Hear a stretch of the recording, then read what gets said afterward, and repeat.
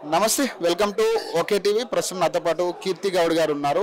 ఏదైతే కల్లు గీత కార్మికులకి సంబంధించి 25% ఇస్తానన్నారో రిజర్వేషన్కి సంబంధించి దీని గురించి మాట్లాడుతూ ఈరోజు ఒక ప్రెస్ మీట్ పెట్టడం జరిగింది. ఒక పక్క రాష్ట్రంలో కల్లు గీత కార్మికులకి సంబంధించి ఏదైతే కళ్ళు కాంపౌండ్స్ ఉంటాయి ఇవన్నీ కూడా స్ట్రైక్ చేస్తున్న పరిస్థితి కనపడుతుంది. ఇక్కడ కల్తీ కళ్ళు ఎక్కువ సరఫరా అవుతుందనే దాని మీద కొన్ని నెపం వస్తూ ఉంది. కొంతమంది కల్తీ కళ్ళు తాగి కుకట్పల్లిలో కూడా హాస్పిటల్కు రావడం జరిగింది. కొంతమంది ప్రాణాలు కోల్పోయిన పరిస్థితి. ప్రస్తుతం మాట్లాడే ప్రయత్నం చేద్దాం. మీరేమో 25% రిజర్వేషన్ అంటున్నారు, ఇక్కడేమో కల్తీ కళ్ళు విక్రయణ జరుగుతూ ఉంది, దీని మీద యాక్షన్ తీసుకుంటాం ఎక్సైజ్ వాళ్ళంటూ కూడా ఇది ఒక జీవో జారీ అయింది. ఏం చెప్తారు?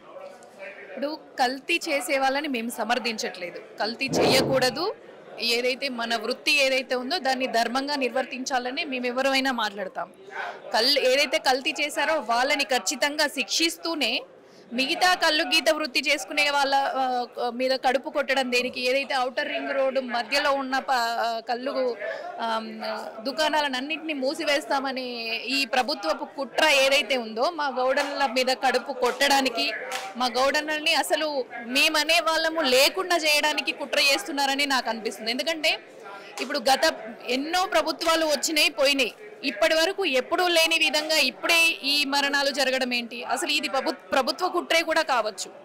ఎందుకంటే మేము ఏదైతే డిమాండ్ చేస్తున్నామో మాకు 25% రిజర్వేషన్లని లేకపోతే ఇదని అదే ఏదైతే మీరు కామారెడ్డి డిక్లరేషన్లో మాకు 25% రిజర్వేషన్లు ఇస్తామని, 5 లక్షల నుంచి 10 లక్షల ఎక్స్గ్రేషియా ఇస్తామని, ఇవన్నిటినీ కూడా మా గౌడన్నలన్నీ అందరినీ మభ్యపెట్టి మా సామాజిక వర్గపు ఓట్లు వేయించుకొని ఈరోజు గద్దెకెక్కి ఈరోజు మమ్మల్ని చిన్న చూపు చూస్తూ ఏదైతే అవమానిస్తున్నారో మా వృత్తిని అసలు మాకు లేకుండా చేయాలని, మా వృత్తిని నిర్వీర్యం చేయాలన్న దుర్మార్గపు ఆలోచనలే దీంట్లో కనిపిస్తున్నాయని అనిపిస్తుంది. ప్రధానంగా అంటే ఈ కల్తీ కళ్ళు అనే అంశం అనేది ఇది జరగలేదంటారా? కల్తీ కళ్ళు అనేది ఏదైతే అంటున్నారో మాటలు, ఇక్కడ కల్తీ జరుగుతూ ఉంది కళ్ళు అని చెప్పేసి కేవలం ఒక కుకట్పల్లిలోనే మన జరిగింది. సో ఇప్పుడు అన్ని దుకాణాల్లో కూడా ఈ సెర్చ్ జరగాలని చెప్పేసి చెప్తా ఉన్నారు. ఎక్సైజ్ వాళ్ళని యాక్షన్ తీసుకోమని చెప్తారు. ఎక్సైజ్ వాళ్ళు డెఫినెట్ గా ఎప్పటికప్పుడు డ్యూటీలు చేస్తూనే ఉంటారు, చెక్ చేస్తూనే ఉంటారు. వాళ్ళకంటూ డెఫినెట్ గా వాళ్ళ డ్యూటీ వాళ్ళు చేస్తూనే ఉంటారు. కల్తీ జరగలేదు జరిగింది అనడానికి ఎవరైతే నిజంగా కల్తీ చేశారో వాళ్ళని కఠినంగా శిక్షించాలి. ఎందుకంటే ప్రాణాలతో చెలగాటమాడడం అనేది మంచిది కాదు. అది ఏదైతే కుకట్పల్లిలో మరి కాంగ్రెస్ పార్టీ కార్పొరేటర్ దుకాణం అనే చెప్తున్నారు, మరి కాంగ్రెస్ పార్టీ కార్పొరేటర్ దుకాణాలనే ఎందుకు జరిగింది? మరి మిగతా వాళ్ళు చాలా మంది సొసైటీలు ఉన్నాయి కదా, కళ్ళు దుకాణాలు ఉన్నాయి కదా, మరి ఎక్కడ ఎందుకు జరగలేదు? మరి దీనిలో కాంగ్రెస్ పార్టీ హస్తం ఉందా?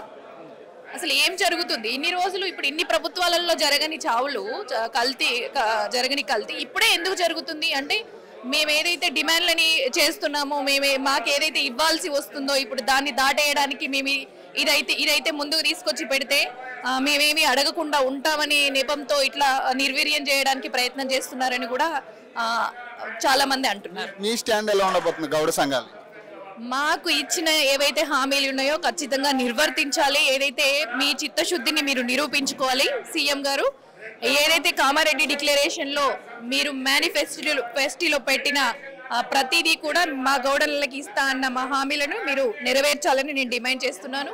ఇప్పుడు నెక్స్ట్ మంత్ ఏదైతే నోటిఫికేషన్స్ ఇస్తారని చెప్తున్నారో ఈ వైన్ షాప్లలో కానీ బార్లలో కానీ ఇదివరకు శ్రీనివాస్ గౌడ్ గారు మినిస్టర్ గారు ఉన్నప్పుడు కానీ ఎక్సైజ్ శాఖ మొత్తం కూడా చాలా మరి ఏ ఒక్క చోట కూడా ఎలాంటి ఇది జరగలేదు.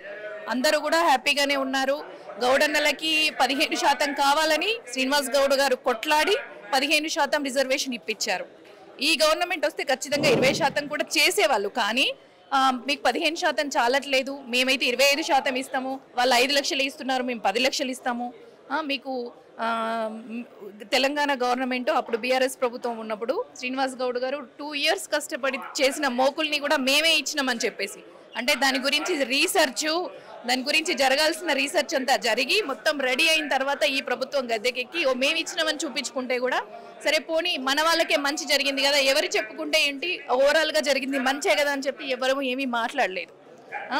ఏదైతే ఇప్పుడు ఇదివరకు గౌడ కార్పొరేషన్ అని ఉండేది, ఆ కార్పొరేషన్ నుంచి తాడు చెట్టు మీదకి వెళ్ళి జారి పడిన వాళ్ళకి హాస్పిటల్ నిమిత్తం వెంటనే 5,000 రూపాయలు పంపించేవాళ్ళు.